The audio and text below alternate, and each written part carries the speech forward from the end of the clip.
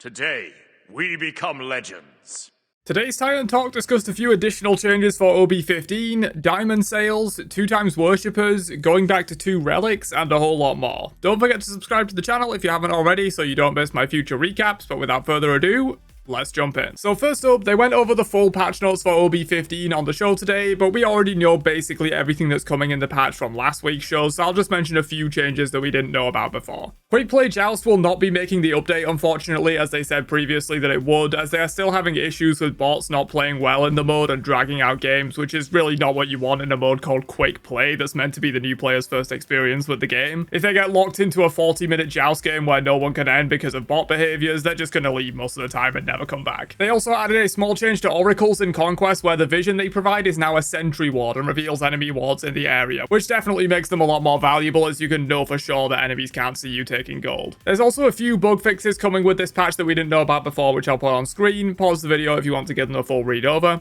Someone asked for updates on Conquest improvements, and Killian said he doesn't really have any concrete details to share right now, but they are having meetings internally on nailing down their approach, and he said the lighting update is making some good progress from what he's seen so far, but he did stress that it might take them a while to finalize it and get it out to players. Someone asked how many cross-gen skins they have left to port, and Killian said he thinks around 5 or so. There's some for Wukong, Hu Yi, King Arthur, and Ganesha, as well as maybe 1 or 2 more. I would expect that once all the cross-gen skins are done, we might start to see a few more brand new skins coming out as some of the resources are freed up in the skin department. Someone asked if the action camera is intended as a first step towards adding verticality to Smite 2, and Kilgun said no, there aren't any plans to add verticality. They just like the action camera as it helps new players coming in from other game genres to feel more at home in controlling their character, as Smite's perspective is quite unique among games and hard to get used to initially. They have said before that the new player features have been very successful overall, and they've had the highest rates of new player retention in the game's history since implementing quick play and action camera. Hard to say exactly which of the many new player features are driving this increase in retention the most, but as a whole they've been very successful. There were some questions about god leaderboards, and Kilgun said the tech is there to have them, but it would require some UI work to do, and the UI team are pretty busy on other things at the moment. There was a lot of UI updates in this patch actually. He also said if they were to bring back god leaderboards, they wouldn't bring back the rewards for being so high up, as they felt like it just led to abuse cases where players queued on low population servers at off-peak times to get insane win rates and just farm rewards, and it wasn't really representative of their actual skill on the god.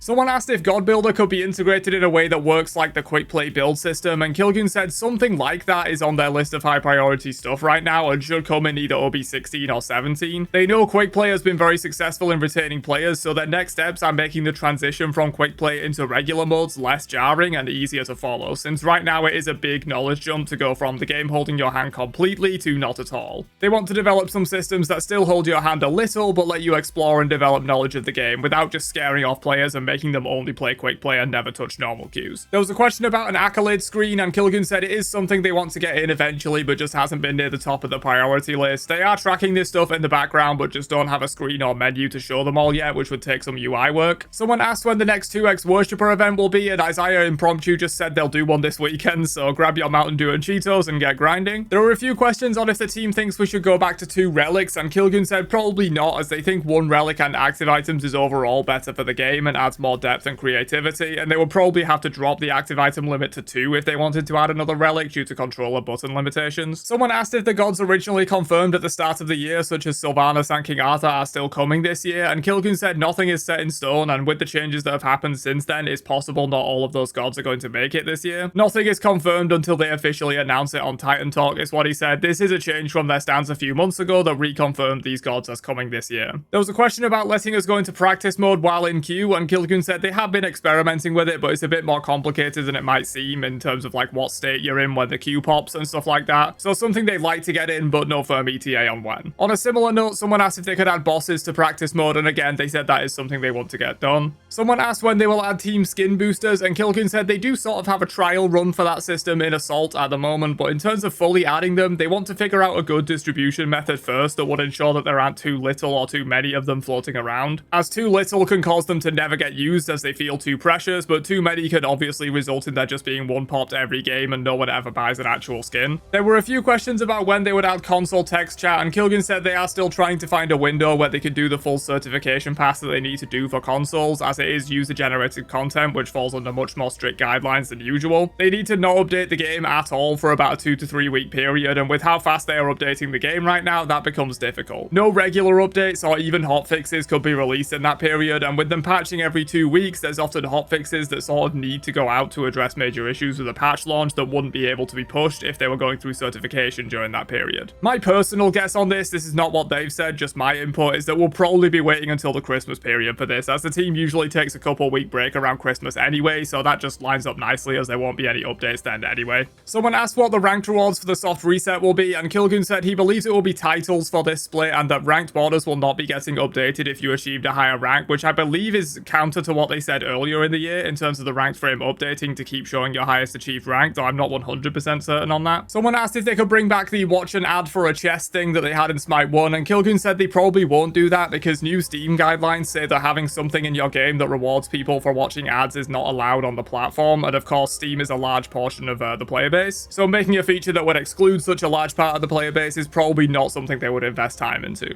And finally, there was a question on when we might get a diamond sale, and Kilgun said probably not anytime soon or maybe ever, as they are trying to take a different approach with Smite 2 that makes things a bit more affordable in general, but with fewer or no diamond sales. As in Smite 1, the majority of players just waited for a sale to buy anything, and I imagine that caused a lot of cash flow issues at the company and made them feel like they had to offer sales frequently, otherwise people would not spend anything on the game in the interim. But that's everything discussed on today's Titan Talk. Don't forget to drop a like before you leave, and I'll catch you guys for another one later on. Have a great day, and peace out, you nerds.